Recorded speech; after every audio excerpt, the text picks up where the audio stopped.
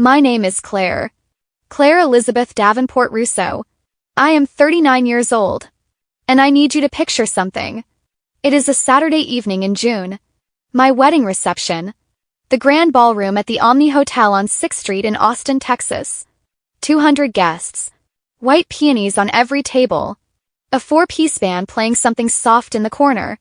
The kind of evening I had spent 14 months planning down to the last detail. I am standing at the entrance to the ballroom in my dress. Ivory. Simple. A small train. My grandmother's pearl bracelet on my left wrist.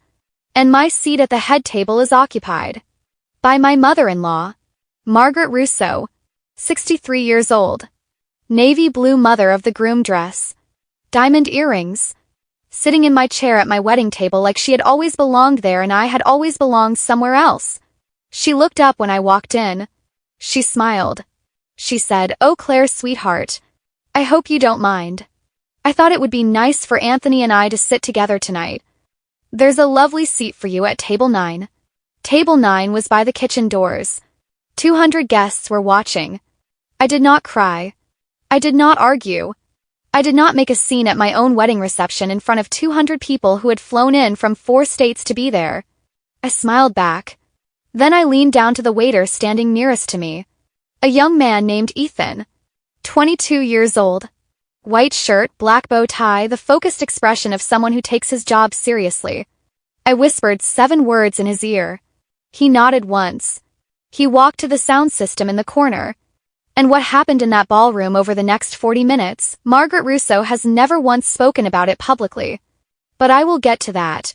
First, you need to understand who Margaret Russo really was, and what the previous 18 months of my life had looked like standing next to her son.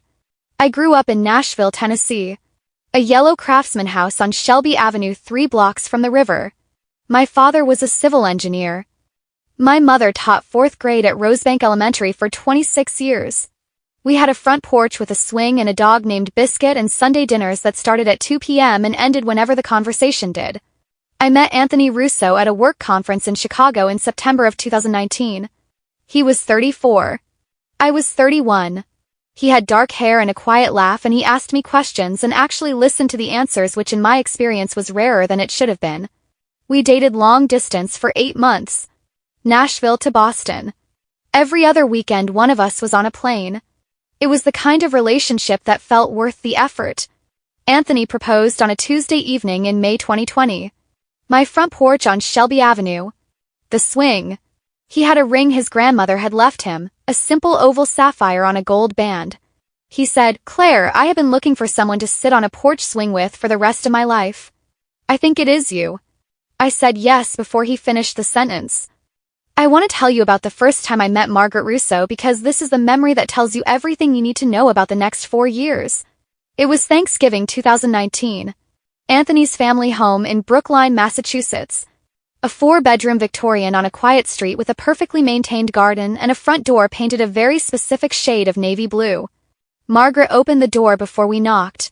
She looked at me the way a woman looks at something she did not order and is deciding whether to send back. She said, "So you are Claire. Not, it is so nice to meet you. Not, Anthony has told us so much about you. Just, so you are Claire." Like I was a rumor she had been hoping was exaggerated. I smiled. I held out the bottle of wine I had brought. A good one. I had researched what to bring for 3 days. She took it without looking at it. She said, "We usually bring wine from the cellar for Thanksgiving. But thank you." Then she turned and walked back inside. Anthony squeezed my hand. He said she just needs time. I believed him. That was my first mistake. I had one thing I held on to through that Thanksgiving and every difficult moment that came after it. A small white recipe card. My mother had pressed it into my hand the morning Anthony and I left Nashville for Boston. Her handwriting. A recipe for her chess pie, the one she made every Thanksgiving, every Christmas, every birthday in our yellow house on Shelby Avenue. She said, "Claire, when things feel hard, make something with your hands. It always helps me think." I kept that recipe card in my wallet for the next 4 years. Through every Margaret Russo dinner and every pointed comment and every smile that had teeth but no warmth. I kept it right there next to my driver's license. And on the evening of my wedding reception, when Margaret Russo sat in my chair at my head table and smiled at me across 200 guests, I felt that card in my wallet against my hip. And I thought about my mother. And I smiled back. And then I whispered 7 words to a waiter named Ethan. Let me tell you what 18 months with Margaret Russo actually looked like. 'Cause the wedding table was not the beginning. It was just the moment she miscalculated how far she could go. Anthony and I got engaged in May 2020. We set the wedding date for June 2021. 14 months to plan. I was organized, detail-oriented, had a spreadsheet for everything. I had been looking forward to planning my own wedding since I was old enough to know what a wedding was. What I had not planned for was Margaret. She called Anthony 3 days after the engagement. I know because he told me. He said Mom called. She wants to be involved in the planning. I said, of course. That's lovely. That was my second mistake. Involved meant something different to Margaret than it meant to me. Involved meant she sent me a list of 240 guests before I had finished my own list of 80. Involved meant she called the florist I had booked and suggested they speak with her directly about the centerpieces. Involved meant she told Anthony that my choice of venue, the Omni on 6th Street in Austin, my city where my family and friends lived, was inconvenient for the Boston guests and perhaps we should consider somewhere more central. More central meaning Boston. Anthony's city. Margaret's city. I held the Austin venue. That was the first time I understood that planning this wedding was going to be a negotiation. Not between me and Anthony. Between me and his mother. And Anthony, kind, quiet, genuinely well-meaning Anthony, was standing exactly in the middle of both of us with no idea how to move. I want to tell you about a specific evening in October.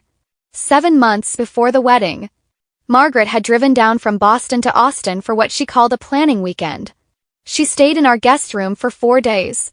4 days of Margaret in our kitchen in the morning. Margaret at the florist with us. Margaret at the venue walkthrough standing next to the coordinator and asking questions as though she were the one writing the checks. On the third evening, Anthony went to pick up dinner. 30 minutes. Just us. Margaret sat across from me at my kitchen table. She said, Claire, I want to ask you something and I hope you will take it in the spirit it is intended. I said, of course. She said, Anthony is my only son. His father passed when Anthony was 17. I have been his person for a very long time. I just want to make sure you understand what you are taking on. I said, I love Anthony. I am not taking him from you. She smiled. The smile with teeth. She said, I know you believe that. I just want to make sure we understand each other. Then Anthony came back with the food. And Margaret became warm and relaxed and funny and the perfect future mother-in-law for the rest of the evening. I sat at my own kitchen table and ate my dinner and smiled and said nothing. That night after Margaret went to bed, I went to the bathroom. I sat on the edge of the tub. I took my wallet out of my pocket. I took out my mother's recipe card. Chess pie. My mother's handwriting. Soft at the edges already from 4 months of living in my wallet. I read it twice. Then I put it back. I called my mother the next morning while Margaret was in the shower. I said, Mama, I need to talk. She said, tell me. I talked for 14 minutes. Everything. The guest list. The florist. The venue conversation. Kitchen table speech about taking Anthony on. My mother was quiet for a moment. Then she said, Claire, some women love their sons so much they forget their sons grew up. You cannot fix that. You can only decide what you will and will not accept in your own home. I said, and if Anthony doesn't see it? She said, he will. Just give him time to catch up. I held on to that. For the next 7 months I held on to that. The seating chart for the reception took 3 weeks because Margaret had opinions about where every single one of her 240 guests should sit. I had hired a wedding coordinator named Beverly Okafor, the best in Austin, 15 years in the business, and even Bev, who had seen everything, looked at me across her desk one afternoon and said, Honey, is she always like this? I said, this is actually a good week. Bev put down her pen. She said, okay. Here is what we are going to do. Bev and I built the seating chart together. My family and closest friends at the head table and the surrounding tables. Margaret's 240 guests beautifully arranged throughout the rest of the ballroom. Every table accounted for. Every person placed. The head table had 7 seats. Me. Anthony. My parents. My matron of honor. Anthony's two closest friends. Margaret was placed at table 2, right next to the head table, front and center, the most prominent guest table in the room. It was a generous placement. She had told Anthony it was an insult. Anthony told me 2 weeks before the wedding.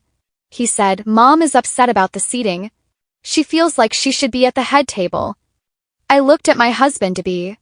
I said, "Anthony, the head table is for the wedding party and immediate family on both sides. Your mother is not in the wedding party. My mother is not at the head table either.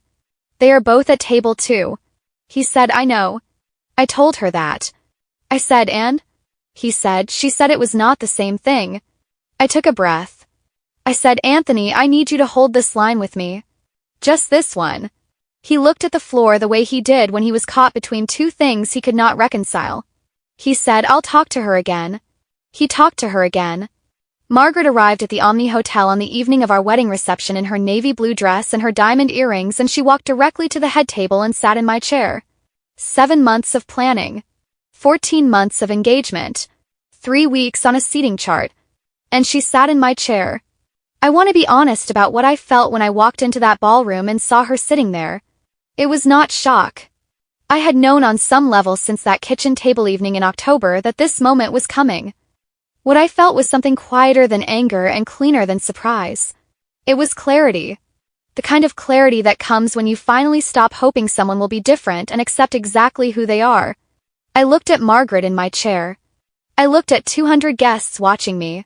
I looked at Anthony standing at the bar with a drink in his hand and an expression on his face that told me he had seen his mother sit down and had chosen in that moment not to intervene.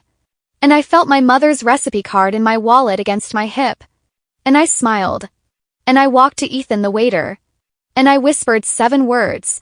Ethan was 22 years old. I know because I asked him later. He had been working events at the Omni for 8 months. He was studying hospitality management at UT Austin. He had the careful, focused energy of someone who understood that doing his job well tonight mattered for reasons beyond tonight. I leaned down to him at the entrance of the ballroom. I whispered 7 words. I said, "Please go find Beverly Okafor right now." That was it. 7 words. Ethan nodded once and walked away. I turned back to the ballroom. I smiled at the nearest table of guests. I accepted a glass of champagne from a passing tray. I made my way slowly around the room greeting people, hugging friends who had flown in from Nashville, shaking hands with Anthony's Boston colleagues whose names I had memorized from a list Margaret had sent me in February. I was calm. I was completely calm. 'Cause Beverly Okafor was the best wedding coordinator in Austin with 15 years of experience, and when I had called her 3 days before the wedding she had said, "Claire, I need you to listen to me carefully. Whatever happens on Saturday, you do not react. You let me handle it. That is what you hired me for." I had asked her, "Bev, what if she actually does something at the reception?" Bev had been quiet for exactly 2 seconds. Then she said, "Then I will be ready." Bev was ready. She appeared at my side 4 minutes after Ethan found her. Cream blazer, clipboard, earpiece, the expression of a woman who had handled far worse than a mother-in-law in the wrong chair and had never once broken a sweat doing it. She looked at the head table. She looked at Margaret. She looked at me. She said, "You okay?" I said, "Perfectly fine." She said, "Good. Give me 8 minutes." I gave her 8 minutes. I spent those 8 minutes talking to my Aunt Patricia from Chattanooga, who wanted to tell me everything about her recent hip replacement in considerable detail. I listened to every word. I asked follow-up questions. I was the most attentive niece at that wedding. At minute 7 I saw Bev walk to the head table. She leaned down to Margaret. She said something I could not hear from across the room. Margaret's expression did not change immediately. She smiled the tight practiced smile. She said something back. Bev nodded pleasantly. Then Bev straightened up and said something to the event manager standing nearby. The event manager walked to the sound system in the corner. And then over the speakers in the grand ballroom of the Omni Hotel on 6th Street in Austin, Texas, in front of 200 guests, came the voice of Beverly Okafor. Warm. Professional. Perfectly calibrated. She said, "Good evening, everyone. Before we begin our program for the evening, I want to take a moment to introduce our beautiful wedding party and their families. Would everyone please direct your attention to the head table?" 200 heads turned. Bev said, Seated at the head table we have our stunning bride Claire Elizabeth Davenport and her wonderful groom Anthony James Russo. She paused. She said, joining them are Claire's parents, Dr. and Mrs. Robert Davenport of Nashville, Tennessee. Would you please stand? My parents stood. Applause. She said, and Anthony's two closest friends and groomsmen, Michael Torres and David Kim, gentlemen? They stood. Applause. She said, and Claire's matron of honor and lifelong friend, Miss Sarah Chen of Austin, Texas. Sarah stood. Applause. Then Bev said, and we want to give a very special welcome to our honored guest at table 2, Anthony's wonderful mother, Mrs. Margaret Russo of Brookline, Massachusetts, who has been an extraordinary support throughout this entire planning process. A spotlight, yes, Bev had arranged a spotlight moved from the head table to table 2, to the empty chair at table 2, because Margaret was still sitting at the head table. In my seat. In the spotlight. 200 people looking directly at her.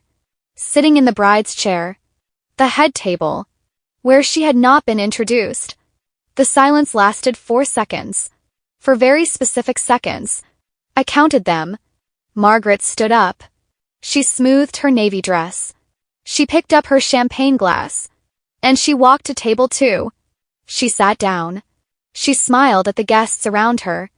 The applause that followed was generous and warm and completely oblivious to what had just happened, because to anyone watching it simply looked like a mother taking her beautifully spotlighted seat of honor at the wedding reception. But Margaret knew. Bev knew. Ethan, the 22-year-old hospitality student, knew. And I knew. I walked to the head table. I sat down in my chair. My chair. At my wedding. At my head table. I picked up my champagne glass. Anthony leaned over. He said, what just happened? I said, Bev was just introducing everyone. Wasn't that lovely? He looked at me for a moment. Then he looked at his mother at table 2, sitting very straight in her navy dress with her diamond earrings and her practiced smile. Then he looked back at me. And for the first time in 18 months, I watched Anthony Russo see his mother clearly. Not the version he had been protecting. Not the version he had been apologizing for. Not the version he had told me just needed time. The version that had sat in his bride's chair at their wedding reception in front of 200 people and needed a spotlight and a microphone and 15 years of Beverly Okafor's expertise to be moved back to her correct seat with her dignity intact. He was quiet for a moment. Then he took my hand under the table. He held it. He did not say anything. He did not need to. If you have ever had to handle something with so much grace that the other person never even realized they had been handled, drop a comment right now. Tell me what time it is where you are. Tell me if you would have done the same thing or if you would have said something out loud. 'Cause I want to know. The rest of the reception was beautiful. I want to say that clearly because I think it matters. After Margaret walked to table 2 and the spotlight moved on and Beverly Okafor smoothly transitioned into the first dance introduction, the evening became exactly what I had spent 14 months planning. The band played. People danced. My father gave a toast that made everyone cry, including him. My matron of honor, Sarah, gave a toast that made everyone laugh, including me. The chess pie my mother had made from her recipe card and driven up from Nashville in a cooler sat on the dessert table and was gone within 20 minutes. I danced with Anthony for 3 songs straight. I danced with my father. I danced with Ethan, the waiter, when the band played something he clearly recognized because I saw him mouth the words from across the room and I waved him onto the floor and he looked horrified and then delighted. He was a good dancer. Margaret sat at table 2 for most of the evening. She was gracious. She smiled at the right moments. She accepted compliments about her son with practiced warmth. She was the picture of a proud mother at her only son's wedding. She did not look at me directly for the rest of the night. I did not look at her either. We did not need to. Everything that needed to be said had been said by a spotlight and a microphone and 7 words whispered to a 22-year-old hospitality student. Anthony and I left for our honeymoon the next morning. 10 days in Portugal. Lisbon first, then the Algarve coast. I had planned the trip myself down to the last detail and Margaret had not been involved in a single moment of it. We sat on a terrace above the Tagus River on our second evening watching the sun go down over the water and Anthony ordered us 2 glasses of Vinho Verde and he was quiet for a while. Then he said, Claire, I need to say something. I said, okay. He said, I should have moved her myself. When I saw her sit down. I should have walked over there immediately and I didn't. And I am sorry. I looked at him. This man with his dark hair and his quiet laugh who asked questions and actually listened to the answers. I said, why didn't you? He was honest. He said, because I have been managing her my whole life and I am very tired of it, and in that moment I froze. And you handled it better than I ever could have. But that is not the point. Point is it should not have been yours to handle. I looked at the river for a moment. I said, Anthony, I need you to understand something. What happened at that reception was not the problem. Problem is 18 months of florists and guest lists and seating charts and kitchen table conversations that I handled alone while you were in the middle. He said, I know. I said, I need you to not be in the middle anymore. He said, I know. I said, I need you to be on my side. Not against her. Just on my side. He took my hand. He said, I am on your side. I should have been there sooner. I am sorry it took me this long to get here. We sat on that terrace until the sun was completely gone and the lights of Lisbon came on across the water. It was the most honest conversation we had ever had. And it was the conversation that saved our marriage before it had fully begun. When we came back from Portugal, Anthony called his mother. I was not in the room for the call. I did not ask to be. It lasted 41 minutes. When he came out, he sat across from me at our kitchen table in Austin and he said, I told her that what she did at the reception was not acceptable. I told her that our home and our marriage will be treated with respect or she will not be a part of it. I said, how did she take it? He said, she cried. Then she got quiet. Then she said she needed time to think. I said, okay. He said, Claire, she is my mother. I love her. But I understand now what I was asking you to carry, and I am not going to ask you to carry it alone anymore. I looked at my husband. I thought about the swing on my parents' front porch in Nashville. The proposal. Someone to sit on a porch swing with for the rest of my life. I said, thank you, Anthony. He said, thank you for not making a scene at our wedding. I almost laughed. I said, Bev was very clear about that.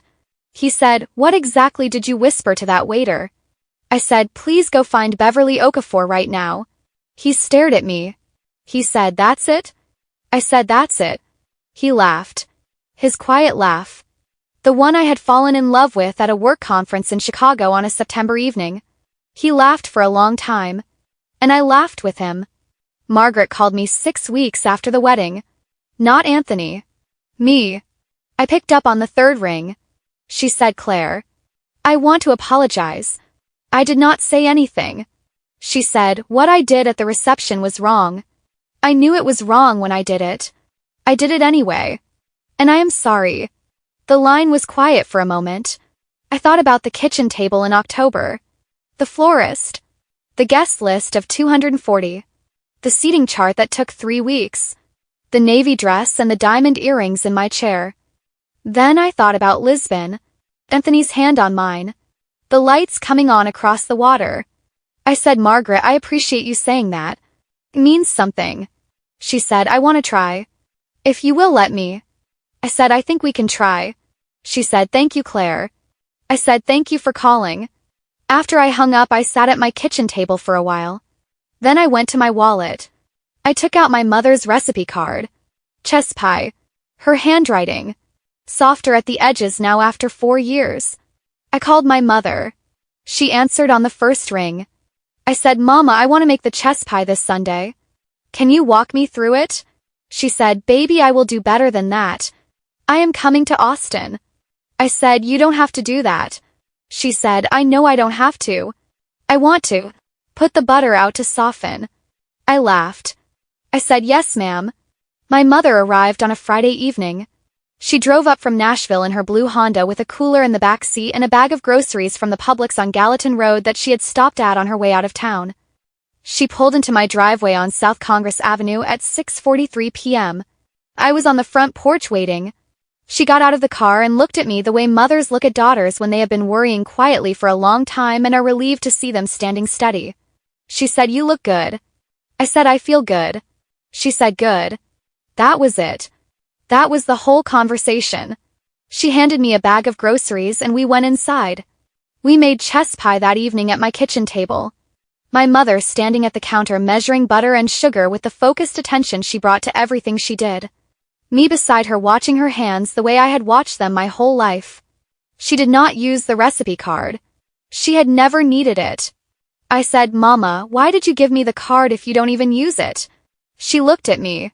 She said, "Because you needed something to hold on to." The recipe was never the point. I looked at the card sitting on my kitchen counter. For years in my wallet. Soft at every edge. My mother's handwriting in blue pen. She was right. The recipe was never the point. Point was having something real in your pocket when everything around you felt unsteady. Something that reminded you where you came from and who had been standing in your corner since before you knew you needed a corner. That was the point. We ate chess pie at my kitchen table at 9:15 p.m. with cups of decaf coffee, and Anthony came in from his evening run and had 2 slices without sitting down and said it was the best thing he had ever tasted. My mother looked at him. She said, "I know." He laughed. She liked him after that. Margaret and I have found our way to something.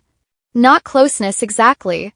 Not the warm, easy relationship I might have imagined before I understood who she was. Something more honest than that. We have Sunday phone calls every other week. 15 minutes. She asks about work. I ask about Brookline. We talk about Anthony. Occasionally she says something that has teeth and I let it land and move past it, and she has learned that I will not be moved by it. She came to Austin for Thanksgiving last year. She sat at my kitchen table. She ate the chess pie my mother had taught me to make. She said, "This is very good, Claire." I said, "Thank you, Margaret.